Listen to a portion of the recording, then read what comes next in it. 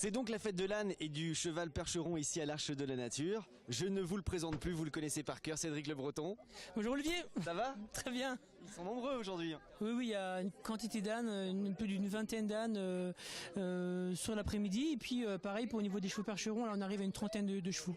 Avec des animations proposées pour les grands, pour les petits. Voilà, pour les grands et les petits, aussi bien au niveau des ânes, alors des balades attelées ou maniabilité, ce qu'on va faire tout à l'heure. Et puis au niveau des chevaux percherons, on a un concours de présentation sur la beauté, voilà, avec plein de critères pour juger les chevaux les plus beaux. Et puis on a toute une carrière pour des spectacles, alors maniabilité, du pooling, on tire les gens sur une plateforme, un tir à la corde, donc là c'est l'être humain qui doit voir s'il est plus puissant que le cheval percheron, voilà, plein de choses comme ça. Et les Amazones aussi, c'est magnifique, tout en musique.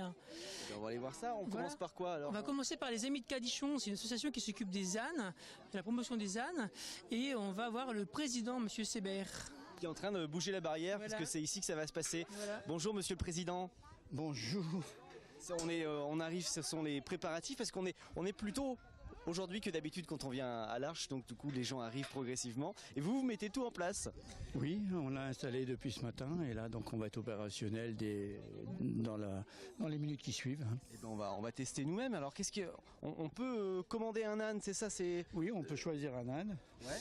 Bon, choisir un âne, et puis vous allez faire le parcours. Vous êtes le premier éventuellement à le pratiquer. Et on va tester tous les deux. On y va? Voilà. Ouais. On va choisir notre âne. Allez, oui. On y va. Bon, alors ça y est, on a choisi notre âne. Et voilà, tu as Ellipse. Hein, vous en voulez un deuxième? Oui, chacun. Allez, alors Ellipse, viens dire bonjour à la caméra. T'as l'air sympa comme tout. T'as un joli collier, hein, magnifique. Oui, mais bon, je fais. Non, mais je sais, mais en fait, c'est mieux dire. Voilà, c'est pour être plus proche de son animal. C'est histoire de voir s'il réagit ou pas. Petit conseil, jamais mettre la main. Vous savez pas faire comme ça, hein, jamais, jamais. Ça, parce que si ça part, vous risquez de vous blesser. Donc vous faites comme ça. Si ça partait, vous laissez aller. Je laisse. Voilà. Bon, ok. Ça, c'est hirondelle. Comme ça, voilà. Hirondelle et ellipse.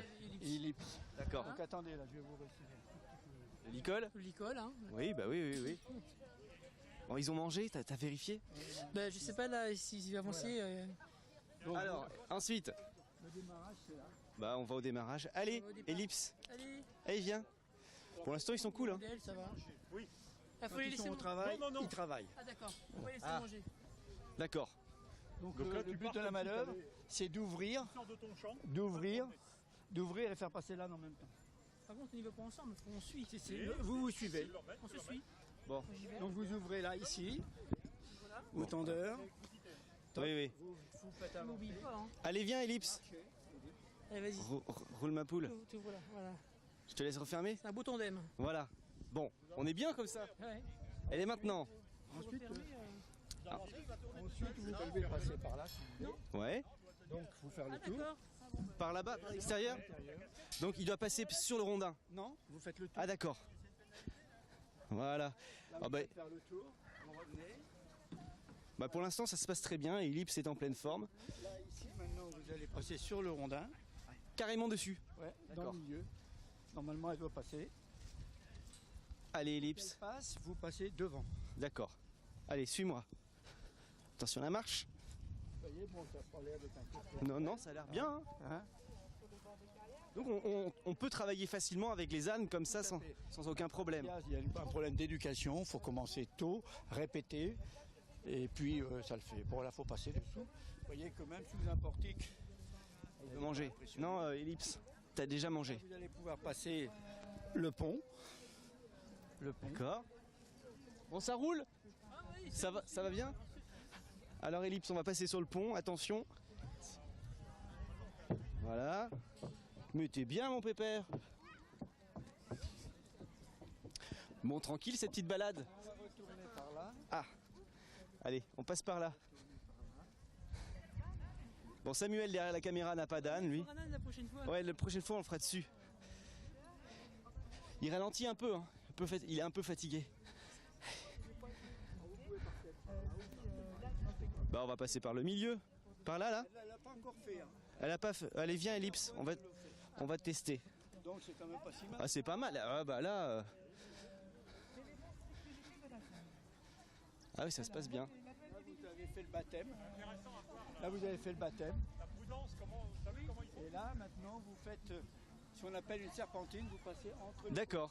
Alors Ellipse, on y va. Marchez. Allez, marche. Marchez. Marchez. Allez, marchez. Marchez. Non. Allez Ellipse, marchez. Marchez. Il obéit bien, hein? Alors là, vous passez dans la serpentine. D'accord. Voilà. Hop, À gauche. hop. Alors Cédric.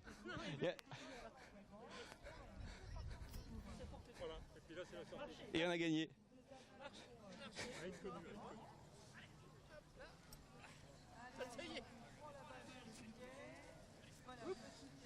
Petit souci technique. Je crois que tu arrives à te faire obéir plus facilement que moi. Oui, mais c'est l'habitude. Je pratique les ânes. Enfin, j'ai pratiqué pendant des années. Ah oui, avec Romuald. Exactement. Ah, on voulait pas le dire. On va vous le faire, si vous voulez, nous, pour vous donner un exemple. Hein. En plus vite que D'accord. nous, quoi. Bah non, mais... D'accord. Bon, ils sont repartis. De Robert. Allez. Moi, je vais... Ah bah, De Robert, je viens. Hop là. Voilà. Donc là, ils sont repartis faire un tour, en fait. Et ce sera comme ça, tout le monde pourra tester. Ouais, c'est vraiment pour les enfants. Ouais. C'est une belle approche parce que comme ça ils peuvent voir que l'âne c'est pas un animal justement voilà qui quand on sait le manier avec douceur et ben il obéit. Voilà c'est vrai que c'est magnifique comme parcours. On voit hein, le petit ponton, le portique qui est installé, les différentes bûches. Et voilà, enfin c'est vraiment quelque chose qui plaît beaucoup. Et ben on va continuer, on va voir le reste des animations. C'est parti. Et il y a aussi une élection aujourd'hui. Oui, une élection d'une Miss, alors même si on n'appelle pas comme ça, parce que c'est un concours de présentation, de beauté hein, quand même. Et on choisit les plus beaux, les plus belles juments, parce que ce sont des juments. Percheron. Percheron, ouais. Bonjour. Oui, bonjour. Donc, moi, je vais être membre du jury pour voir justement les plus belles juments et les plus belles pouliches. Mais on les juge sur leur modèle, c'est-à-dire le modèle qui correspond au standard de la race Percheron. Le type, la ligne de dos, les membres et tout ça, avec un apport qu'on a eu de sang américain qui nous ont permis d'avoir des chevaux un peu plus légers, qui se déplacent mieux. Et puis, on les juge également en fonction de leur robe, qui est le gris pommelé, ce qui est recherché, mais on a eu beaucoup de chevaux noirs maintenant, parce que pour faire un beau gris pommelé, il faut passer par du noir. Ah oui, d'accord. Et ça change de couleur. Ça change de couleur. Les poulains naissent noirs, et après, en grandissant, ils blanchissent, ils deviennent pommelés ou blancs, comme on voit des juments derrière nous. Et là, il y a le droit d'ajouter des petits accessoires comme on voit ici sur la queue. Tous les chevaux qui sont présentés en concours doivent être toilettés. Ça, c'est dans le standard du syndicat Percheron. Il faut toiletter les chevaux parce que c'est nettement mieux. Et donc, on tresse la queue, on tresse la crinière. Et ceux qui savent très bien tresser les crinières améliorent l'encolure de leur cheval. Ah oui, en plus, ça joue un rôle. Ça joue un rôle, et un cheval toiletté est beaucoup plus agréable à regarder qu'un cheval non toiletté. Donc là, c'est parti, ça va commencer pour le concours. Résultat en fin de journée. En fin d'après-midi, oui. Et ensuite, après, les gagnants, ils gagnent quelque chose. C'est plutôt ont simplement le plaisir d'avoir un beau cheval à présenter. Ils reçoivent une plaque. Et puis voilà, quoi. C'est surtout honorifique. Hein. Et puis pour le bonheur d'avoir un beau cheval. Exactement. Ce qui est quand même important. Donc il y en a combien à peu près là aujourd'hui? Là, il y en a 24. Et les éleveurs travaillent tous à essayer d'avoir le meilleur cheval dans leur écurie. Ils essaient d'améliorer la race, de tenir compte du standard. Et puis voilà quoi, ils font tous des efforts parce que pour venir présenter des chevaux, ça demande énormément d'efforts malgré tout. Et il y a beaucoup d'éleveurs qui font ça par amour du cheval. Et ce sont des Sartois. Là, ce sont tous des Sartois, oui. D'accord. Ce sont tous des Sartois. Eh ben bonne chance pour le concours. Pour juger, c'est pas toujours simple. Si, ça va aller. Puis là, on a un temps splendide. Là, il n'y a pas d'ombre portée. On va bien voir les chevaux. Tout va bien. À bientôt. Bonne journée. Merci. On continue? Oui, on continue. On va voir un ancien métier de charron. Le métier de charron. Voilà. On va aller voir Je ne connais pas bien, mais on y va. Voilà. C'est donc un métier qui n'existe plus. Le charron. Ben non, le métier de charron, ça a disparu dans les années 50. Et on a la chance d'avoir 3 passionnés qui font revivre à nouveau ce savoir-faire. Ils ont la tenue, ils ont tout. Bonjour monsieur le charron. Bonjour. On dit charronnier, charron. Charron simplement, hein. Simplement. Tout simplement charron. Hein. Donc nous sommes là pour perpétuer une tradition qui est en voie de disparition. Donc aujourd'hui on va faire des démonstrations de charronnage, c'est-à-dire monter un fer sur une roue de charrette en bois. On va d'abord procéder à chauffer le fer, puisque tout le monde sait, je suppose que tout le monde sait que de chauffer du métal, ça l'allonge, Ouais. hein, ça le rallonge. Donc là, on a une certaine circonférence intérieure du fer qui ne correspond pas à la circonférence extérieure de la roue. Donc on va l'allonger de quelques centimètres. Apparemment, là, il a mesuré, le collègue, il faut l'allonger d'environ 3 centimètres. Donc une fois qu'il est allongé, il va passer facilement autour de la roue. Voilà, il va passer facilement autour de la roue en bois. On va donc le poser autour de cette roue et aussitôt, dans la foulée, on va le refroidir tout de suite, de façon à ce qu'il se resserre autour de la roue en bois. Une fois qu'il va tenir sur la roue, on va prendre cette roue pour l'emmener dans un bac où on va faire tourner la roue avec le cercle dessus pour le finaliser au niveau du refroidissement.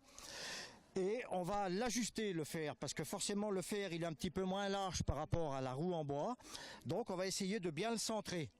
Donc avec une masse, on va maintenir le bois d'un côté et de l'autre côté le collègue il va taper avec sa masse pour centrer le fer par rapport à la roue en bois, de façon à ce que ça tourne bien rond. Quel boulot! C'est un super métier et c'est un métier qu'on fait avec passion. Ben, je vois ça, il en fout de la passion parce qu'en plus sur une charrette, il y a 2 roues. Il y a 2 roues, donc on doit le faire sur les 2 roues à chaque fois. Hein. Quand on remplace un fer sur une roue, on le fait également sur la deuxième, à l'identique. Et une fois qu'il sera refroidi suffisamment, on va taper à la masse sur chaque brancard. Ça c'est les brancards, Ce sont les brancards. Mais même pour fabriquer ça, c'est pas évident quand même, parce que là il faut être ingénieur quand même pour que ça tombe bien. Eh ben, pour fabriquer ça, à l'origine, ce sont des charrons qui travaillent en même temps le métal et le bois. Et c'est surtout les brancards encore. Pour les fabriquer, c'est très compliqué, mais c'est surtout le moyeu, comme on vous expliquait tout à l'heure. Le moyeu c'est le centre. Le moyeu, c'est le centre. Et là, ce moyeu, vous pouvez le regarder de l'intérieur, il est conique. Ah. Il est conique. Donc, pour fabriquer un moyeu conique sans outillage, comme ça a été fait à l'ancienne dans le temps, oui. ben, il fallait déjà avoir l'œil et les mains. Il n'y avait pas de perceuse électrique. Il n'y avait pas de perceuse électrique, il n'y avait pas de tout ça. Il fallait quand même être très technicien pour arriver à fabriquer ça à la main. Parce que tout était fait à la main. Avec des choses ingénieuses, comme ce disque, qu'est-ce que c'est que cet outil? Alors cet outil sert, on l'utilise pour mesurer la circonférence de la roue. Ah, Vous voyez? On mesure la circonférence de la roue. donc on compte le nombre de tours, c'est comme ça que ça marche? On va prendre un repère au point de départ. Hein, on va prendre un point de départ, nous notre point de départ il est ici. On va prendre un point de repère. On va faire le tour de la roue et par rapport à l'arrivée au point de repère, on va mesurer la distance qui nous reste. Ah, et ça nous donne la distance pour allonger le fer. Très bien. On va mesurer aussi l'intérieur du fer et on aura la même distance à allonger sur le fer. D'accord. Pour que ça puisse Voilà. rentrer facilement. Pour que ça puisse rentrer facilement. Parce qu'il faut que ça rentre facilement parce que le fer, il ne sera pas rouge. Ça va chauffer entre 600 et 700 degrés, mais on n'aura pas un fer rouge, on aura un fer blanc. D'accord.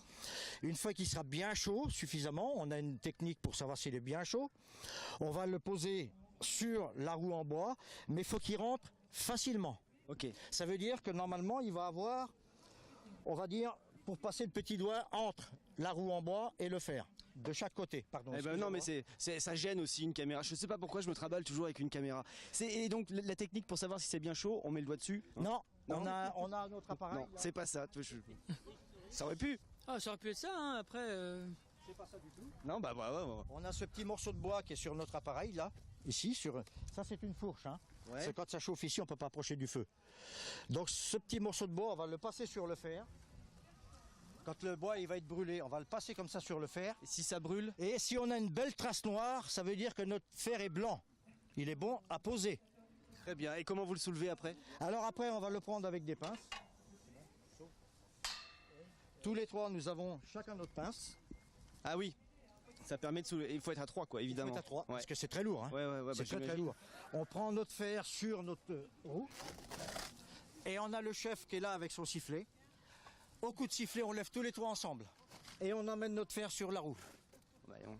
Et on a notre chef qui, lui, a une goupille qui est l'indicateur pour poser le fer. Ah oui, c'est ça, c'est le repère. Lui, il est du côté du trou sur le fer. Ouais. Il se positionne en premier. Il met le trou Nous, en face. lui, il baisse son fer en appui sur cette plaquette. Il met la goupille et il nous dit vous pouvez lâcher. D'accord. Et là, Donc ça se nous, tombe. de l'autre côté, on lâche. Le fer reste en appui. Et là, aussitôt, on le refroidit avec l'eau qui est là-bas, avec les arrosoirs. Génial. Donc, notre fer se rétrécit pratiquement dans la foulée. Hein. Alors, ça demande 1 minute et demie. Et après, c'est solide. Il n'y a Et pas après, besoin de mettre c'est- de clous, rien. On met pas non. de clous, on met rien. Une fois que c'est ferré, ça ne bouge plus. D'accord. Une fois que c'est bien serré, d'ailleurs, on ne peut pas l'enlever. Ah bah oui, j'imagine. pour Après, il y a enlever ce une autre compliqué. technique pour l'enlever. démonter. Et mais ça, on reviendra dans une autre émission. Ça sera dans une autre émission. Ouais, on va faire ça. Il est où le chef? J'ai envie de dire bonjour au Ah, chef, il est moi. là. Ah, le chef. Allez, son sifflet. Salut chef. Il est où le sifflet? Petit coup de sifflet Bonjour. quand même pour moi. Allez, juste. Allez. Allez, ben voilà, c'est cuit, c'est prêt. Merci. C'est vrai, oui. Amusez-vous bien. Merci. Bonne soirée. Merci à vous. C'est gentil à vous. Hein. Eh ben, c'est toujours intéressant de découvrir des métiers comme ça. gentil, hein. Et c'est très intéressant quand on vient régulièrement à l'Arche de la Nature. Il y a plein de choses à découvrir tout au long de l'année. Vous allez faire une petite pause maintenant dans les animations. Bah, il nous reste encore la fête de la pomme et de la châtaigne. Oui, c'est vrai. 2 novembre. 2 novembre. Et après, en effet, on fait une petite pause. Et après, ce sera Pâques. On hiberne et puis on revient au mois de mars. Non, pour la fête du cochon. Ah, c'est vrai, la fête du cochon. Bon, on reviendra alors à la fête du cochon. Avec plaisir. Mais merci beaucoup, Cédric. À bientôt, Olivier. Bah, je vais pas très loin. Je vais. Ah, faire du tir à l'arc, je crois. Exactement, en 3D. C'est nos amis. Ils sont où? Voilà. C'est pas loin. C'est C'est juste dans à le- côté, c'est c'est à, bois, hein. c'est à 200 mètres là, dans les bois. Là? Ouais, tout droit, tu vois. Tu vois le petit chemin là? Même pas, non, il n'y a pas de chemin, je rigole. Donc tu traverses là. Je traverse. Et J'ai mis un- tu verras s'il y a des flèches qui passent à côté de toi ou qui te C'est que je suis pas transpercent. loin. C'est que tu es arrivé D'accord. au bon endroit. Mais j'ai mis un t-shirt blanc comme ça on me voit bien de loin. Merci Cédric. Merci Olivier. Salut. À bientôt. Salut chef. Beaucoup de votre compagnie, c'est sympa. Hein. Avec Merci grand plaisir. beaucoup. Hein. Et là ça brûle bien, c'est top. Ciao. Ciao.